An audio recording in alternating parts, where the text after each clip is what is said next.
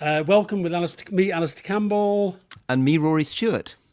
and talking about both Keir Starmer and Ursula von der Leyen used the old H word, historic, they said, the first post-Brexit UK European Union summit. A lot to digest. Some bits of it actually more covered by the agreement than I was expecting. Some of it in less detail. And I think genuinely, actually, the Nick Thomas Simmons, the minister who's been in charge of the negotiations, and Michael Ellam, the civil servant who used to be a colleague of mine when he was Gordon Brown's spokesman back in the day, I think have done a pretty good job. The trouble, of course, with anything to do with Europe is we are immediately plunged into these parallel universes.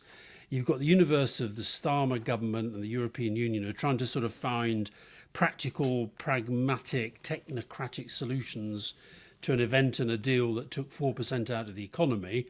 And you've got Farage, Badenoch, most of the right-wing media basically saying, regardless of what was said, that this is a terrible betrayal of Brexit. I see that Boris Johnson has crawled out from under a stone today to give us his opinions. I think he could crawl back.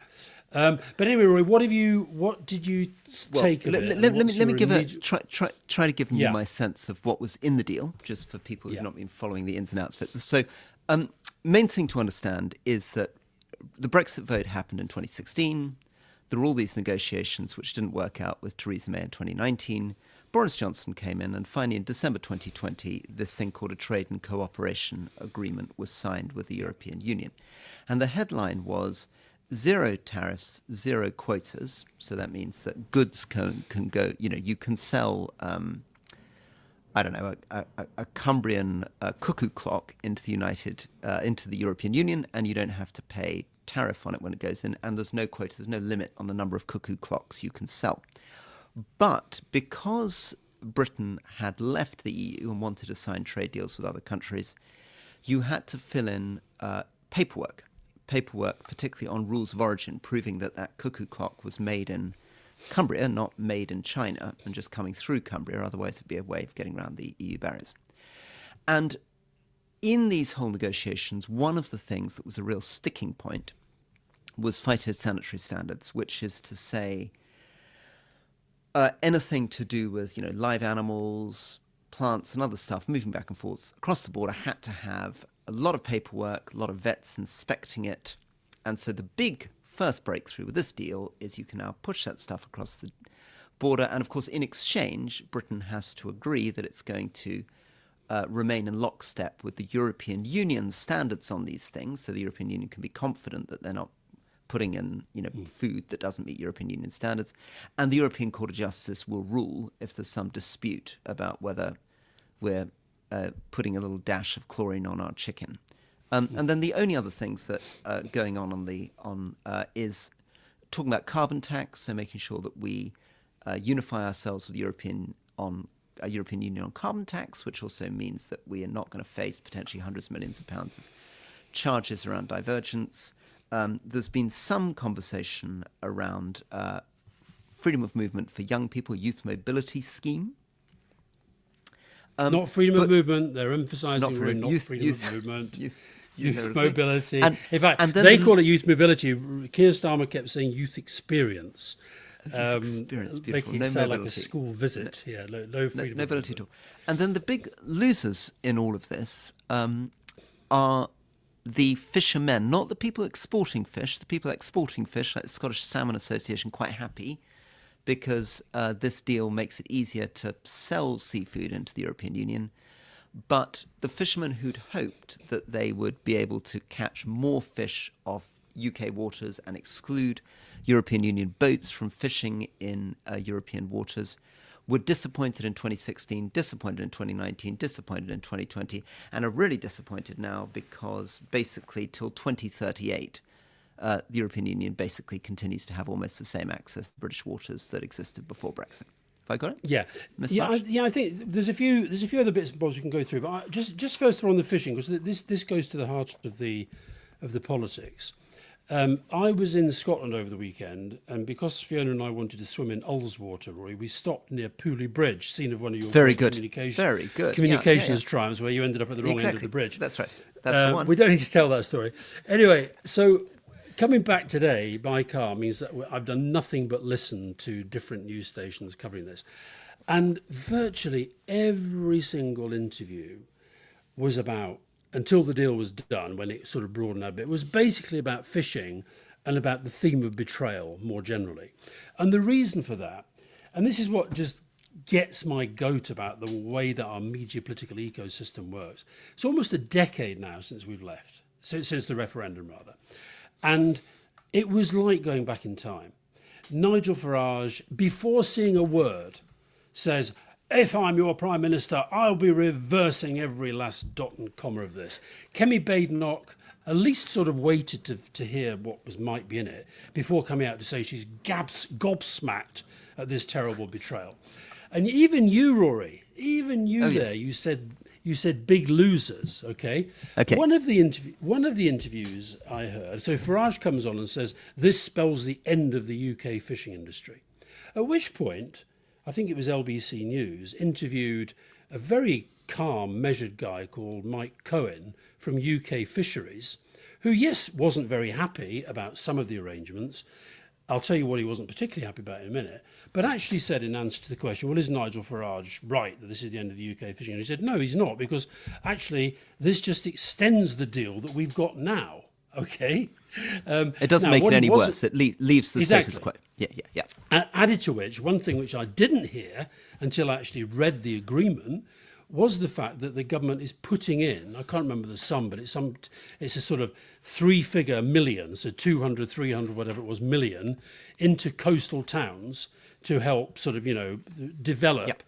I think the way they put it was to give fishing communities the opportunity to exploit this new arrangement. But the other thing that I think is worth just pointing out... exploit the existing arrangement, says he pedantically. They haven't really changed the arrangement about how much they can catch. No, but exploit the fund that they're giving within the context of this arrangement. But just one thing, and the guy Mike Cohen, he was very at pains to point out, because the interview was saying, but hold on a minute, okay, you're not 100% happy, but the government has to look at the bigger picture, and food and farm exports are much, much bigger. Now, I just went to have a look at it. So the fishing industry in total, and I'm not minimising fishing, it's a really tough industry in my view, but it's worth about $1 billion, okay? The whole thing. Food and farm exports, which are covered by this bigger deal that you've talked about, are worth, exports to the European Union alone, worth 10 times more than that. So the government does have to, and that's clearly where the deal has been done.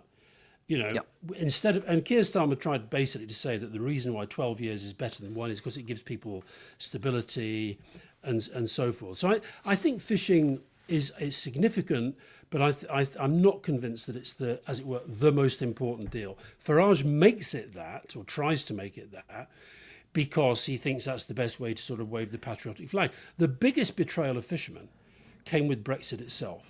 And that's why Johnson and Farage and their expectations, they believed that somehow they would be able to get control of the UK waters, which they instead of which they've lost 30% of their trade since Brexit.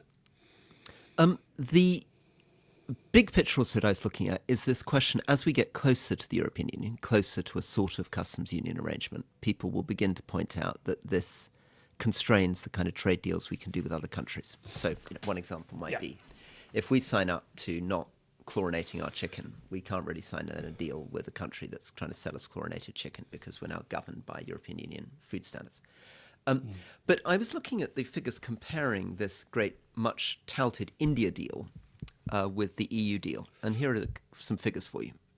So our exports to the EU are about 42% of our goods exports. To India, 2%. Services about 125 billion to the EU, to India 5. Tariffs with the EU 0. Tariffs with India, well, cars about 60%, whiskey about 150%. Savings from rejoining the European Customs Union, right, in addition to what we've got now, would be about £7 billion a year.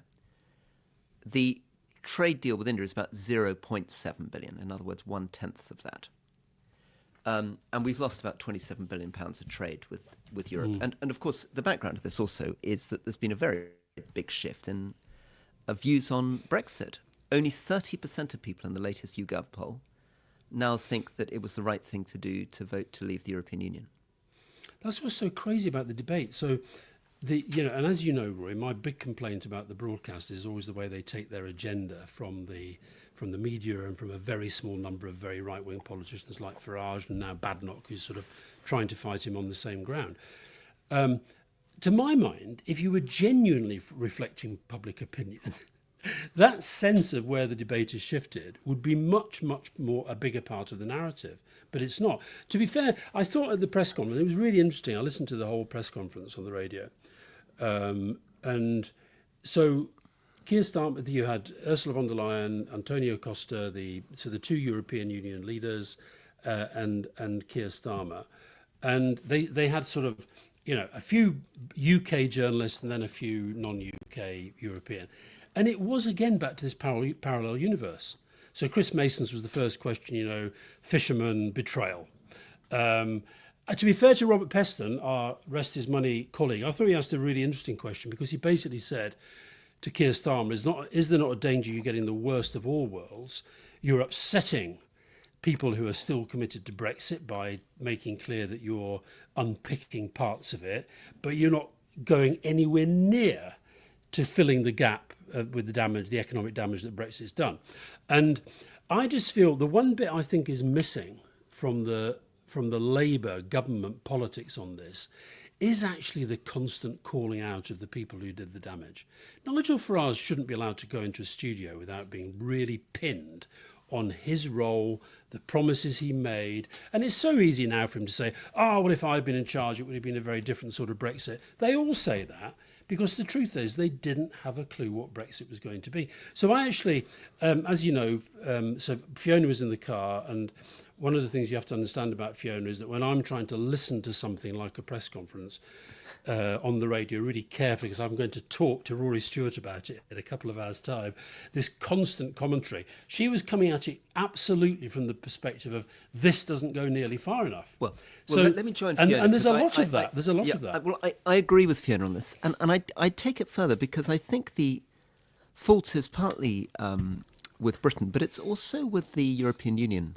And what I mean by this is that I think there was a real opportunity to take these concrete steps. And in the end, the big historical picture, these are kind of minor tinkerings. They're improvements, no doubt, makes it better. But there's still minor tinkerings within a complicated trade deal. And a sense, I talked to Anand Menon, our friend, who said that it's just a kind of reminder that Brexit's never a done event. It's a process that's just going to go on every year for the rest of our lives as you keep kind of tinkering these deals back and forth. So I would have thought the really big opportunity would have been to take a step back and say, we're in a completely new world. We're in the world of Trump. Look what's happened to Carney. Look what's happening in Ukraine. Look what's happening with tariffs. Look what's happening with Russia. And we, Starmer, Macron, Merz, and the European Union, we have a much, much bigger vision of where we're going. And we're going to set some concrete steps. And this is the first step in that narrative. And you would connect it to an economic story, you'd connect it to a defense story, you'd connect it to a democracy story, etc. And that's what I think is really sad here. What we really want is some courage and people to say, here are concrete steps, here are milestones. We're not going to be sort of fuzzy, but let's return to some of the really bold ideas. How about the Balkans, countries in the Balkans joining the single market? How about thinking about putting UK, Canadian, Turkish forces forward in Estonia? We've got some British forces there, but why not big permanent plan to defend the Baltic?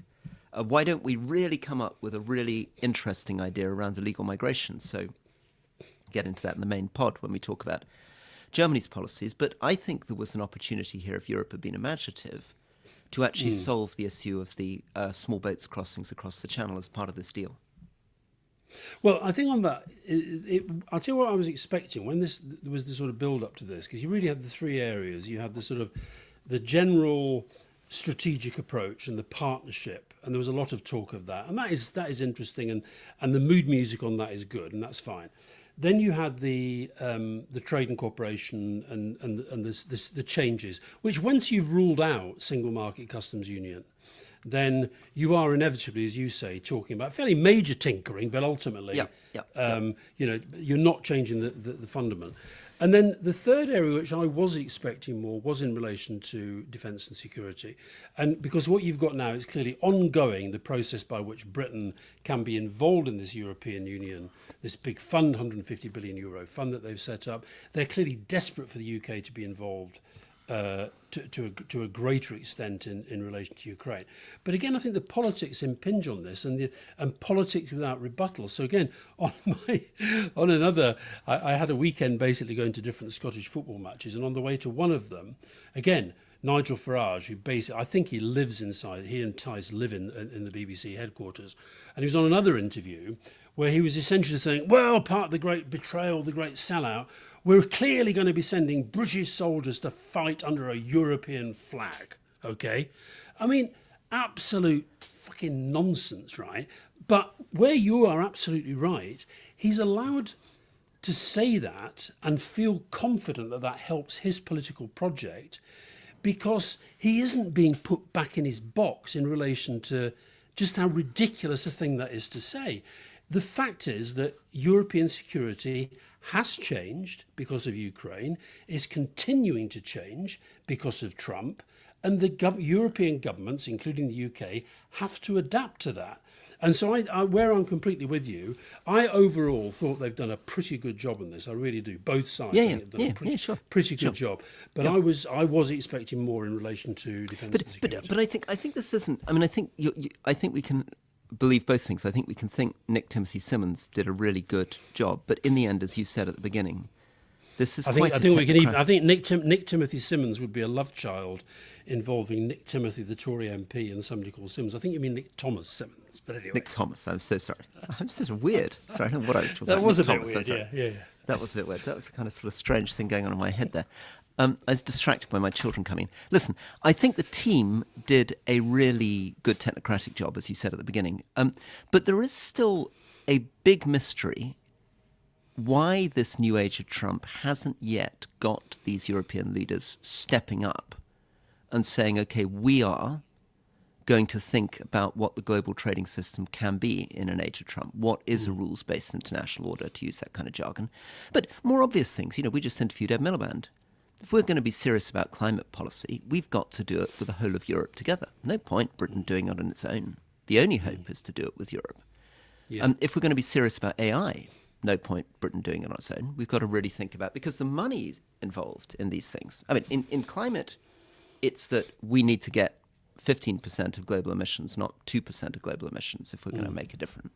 And in AI, it's because it's going to take hundreds of billions and immense investment to get this off the ground. And we've got a huge opportunity also, just to finish a little bit of the puzzle, in getting the financial markets from Britain connected again with European financial markets, because my friend Enrico Letta, who I keep trying to sell to you, the future former Italian Prime Minister, who I'm hoping one day we can interview, has been going around saying that what we need if we're going to get defence going in Europe is the City of London, that they need to get financial passporting going again, they need to make easier relationships with Britain if they're simply to get the funds together to get EU defence off the ground. Yeah, one of the things that was seems to have been agreed, Rory, which I think would be of particular interest to you, was the use of e-gates at more European airports. I think I told you. I can't remember if I told our listeners about what I did at Lisbon Airport last year. You did tell us. That was extreme. I was very lucky not to be with you. That sounded a very embarrassing moment. Just to remind listeners, he stood up after he'd been queuing for an hour and started shouting at the entire crowd, "How many of you voted for Brexit?" And nobody, not one person admitted it, not one. No, so I think there's that, and then I think the other, I think somebody, funny enough, I got a message from somebody at the New European, if it was Matt Kelly, the editor of the European. He said some of this feels small, but the vibe shift feels really big, and I think that's quite an interesting way to look at it. That this was and that said to me that there was quite a lot of confidence in the way that Keir Starmer was sort of projecting it. It's never, ever going to be enough for people like Fiona and me, who just think this has been the biggest, I call it NASH now, National Act of Self-Harm, NASH. But I think if you're less than a year in to your hopefully the first of a few terms in government, it's a pretty good first start. And then, of course, once you get used to the idea that this is now part of the calendar, there's an annual EU UK summit. Then, and I think the other thing, I spoke to somebody in the Trump administration last week who basically was saying the point you made earlier. They actually think it's in their interest as well for Britain to have a pretty good relationship with the European Union. Admittedly, this guy was on the civil service side, as it were, rather than one of the kind of MAGA politicians. So yeah, I think I think it was a pretty good first start. But the front pages of the right wing rags tomorrow are going to be something to be seen. Two quick, just bring the comments, and we've got a few more minutes to go. Rhinonymous has got a great name. Always agreed with Campbell, but I do think Farage sits in his head a bit too much. I did think that a little bit actually when you were sort of giving the vision. I was a bit worried at that. I think that's what Rhinonymous was coming from. That when you were moving on to say that Farage was camping in the BBC studios, but I did worry a bit that he was camping in your head. Sorry. Am I allowed to respond to that? Am I allowed to respond to that? Yeah, because the reason is, I'll tell you why. It's not that he's sitting in my head, but I think one of the reasons he's got himself to the place where he now is because the media treat him like a commentator, not a politician, and the two main parties have not gone after him as though he were. They keep saying he's a serious threat, but they don't treat him like one. So it's not that Rhinoceros, whatever your name was, Rhinonymous, that he lives in my head, but I think he needs to live in the head of Labour and Tory strategists a bit more than he does, and they need to be more effective about dealing with him. Sorry, beg your pardon. Okay, very good. One-time pad. There's no collective strategic vision for us as Europeans. The EU needs to do a big piece on setting its aims and objectives. Maybe it's too difficult with divergent member states. Look, can I have a go at your friend Macron here? Inspired by one-time pad. Have you followed this absolute nonsense that he's doing about a European political community? So he's envisaged this sort of association of democracies, which doesn't include Russia and Belarus. And he's completely failed to notice that he's actually already got one of those things sitting in Strasbourg called the Council of Europe within his own country. So instead of leaning into an entire institution that already exists, making something of it, let's say a big meeting every 6 months of the heads of the Council of Europe, he's trying to then, in Tirana, set up some whole new body, which has no secretariat, no agenda, no direction. No, okay, I don't agree with that. I think that, look, the European political community, as I see it, was and you're right that Russia and Belarus are excluded, because I think it was motivated by two things. One is Ukraine, show the size of the European family that is on the Ukrainian side against Russia. And the other thing was Brexit. I think this is a way of involving the UK, and there was Keir Starmer in Tirana, but so was Erdogan.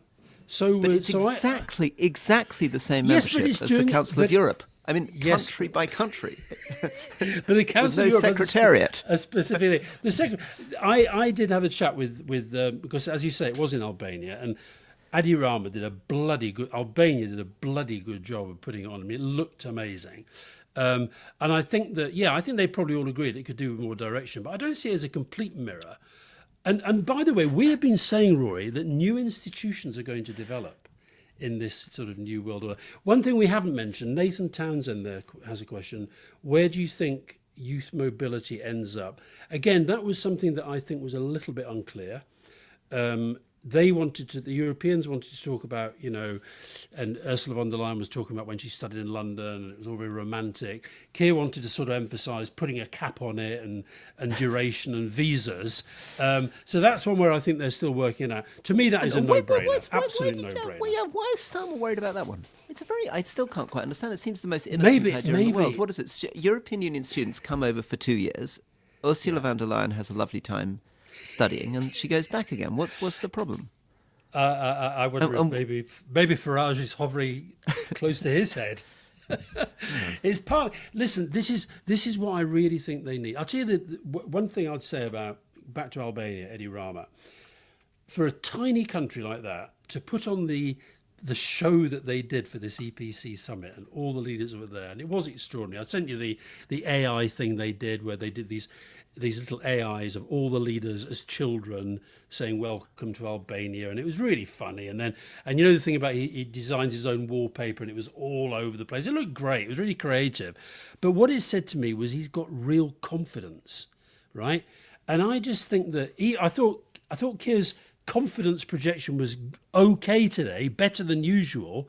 But I think on stuff like that, seize it. What is the big deal with against youth mobility? I just seize don't get it. Seize it, because it was actually, I would have said, I don't know whether this is, maybe this is, I don't understand stuff at all, but I would have thought there would be an instinct to say, this is the perfect gift. If you've got a much bigger strategic vision, 10-year vision about defence, AI, climate, free trade, rules-based international order, migration, UNHCR, use this as a symbol of how you're getting there, and then set another milestone in 2 years' time, and just get that sense that we're all going. Yeah. No, anyway, listen. I think it was. I'm a bit happier today than I was yesterday, and I thought that Farage and Badenoch were. I thought their responses were pretty desperate. They were both pre-scripted, which is never a good sign. Always try and work out what is actually the substance, and then attack it, as opposed to actually, from the word go, we're going to go for it. God, we're getting a lot of comments, aren't we?